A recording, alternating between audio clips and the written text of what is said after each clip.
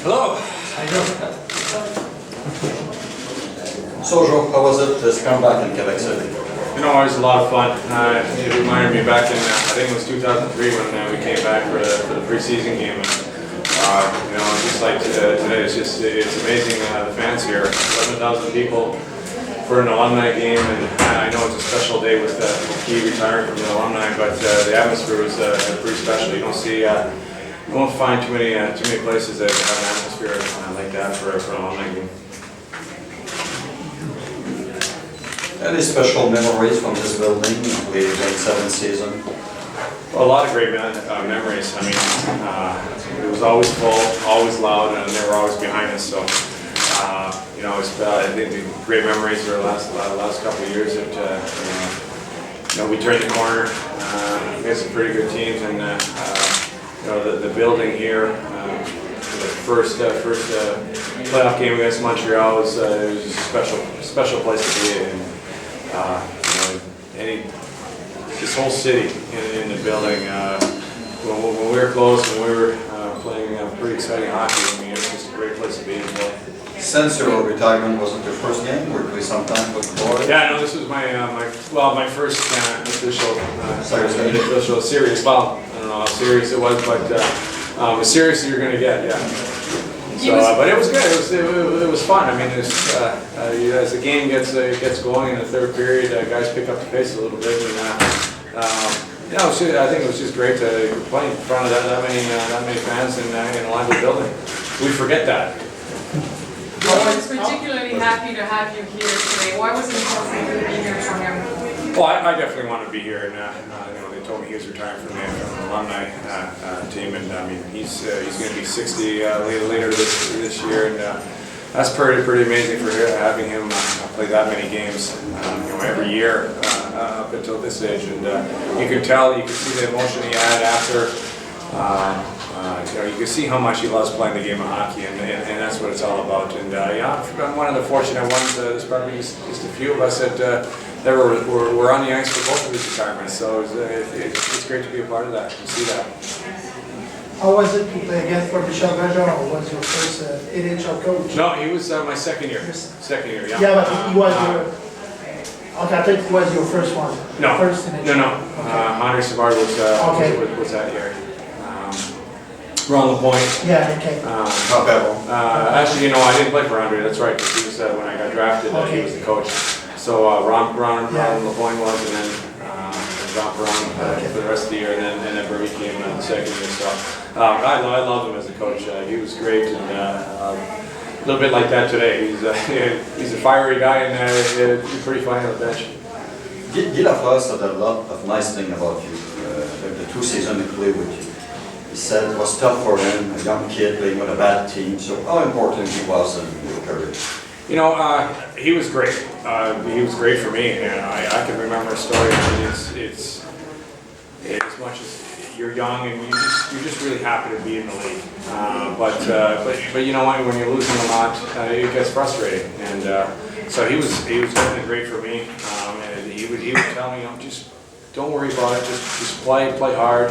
Things will turn around. And you know, I can remember one game on the road. I think we lost pretty bad. It might have been in Boston and Buffalo, one of those two places. And we were complaining on the back of the bus on the way, and he just kind of really pointed at me, tapped me on the shoulder, and saying, "Don't worry about it. You just go out and play your game, and succeed, have fun, and don't worry about anybody else. Because a lot of these guys aren't going to be here, so in the future." And so it meant a lot to me coming from him. You know, he won how many Stanley 4 Stanley Cups, or more than that. Five Stanley Cups coming from Montreal. So for someone to say that to you in a losing situation meant a lot. And you know, you get home, you think about what Guy Lafleur says to you, and you get up the next morning and you can't wait to play, and you don't worry about anything. You just go and work hard, and knowing that things are going to turn. Do you have anything new about going back to the NHL as a manager or something like that? Do you have no, right now I'm fortunate enough that I went with Pierre Lacroix to the Board of Governors meetings, and you know, a couple meetings, you know, trying to go some games and sit up there. Right now I'm trying to stay involved a little bit like that. I don't need a job or anything, but to learn and be a part of that, and not get totally away from the game. But on the other hand, also have that time with my kids. I'm getting 3 kids. My daughter's in gymnastics. Both boys play hockey, and it's fun coaching them. So I don't want to leave that right now. I'm enjoying that too much. But in the meantime, I'm trying to stay a part of it a little bit, so I don't get too removed from it. What would you like to do in the NHL? Yeah, well, we'll see. It's still a couple of years down the road, but what I really want, I just want to learn as much as I can about about the business side of the game, so that when you get into it, you kind of have it all figured out. Well, nobody has it all figured out, but as much as you can. When the Quebec Nordiques are officially back in Quebec, would you like to be involved? Maybe you want somebody that's got more experience. But hopefully it works out. I know that the building's approved and the building's going to come. So this great city here, hopefully a team will come here. It's not my control, but regardless, this great city deserves a new building. It adds a lot. When the building's here, it's going to be a special place to be and play. Would you like to be involved in the organization in some way? Well, I'm not sure. Right now, I'm looking doing something with the Avalanche and see how far that takes me. But again, like I said, I'm kind of learning from Pierre and everybody in Colorado, and without getting right into it fully. But eventually, when the kids get a little bit older, it's something that hockey's part of my life, and it's something I'm going to want to get involved in.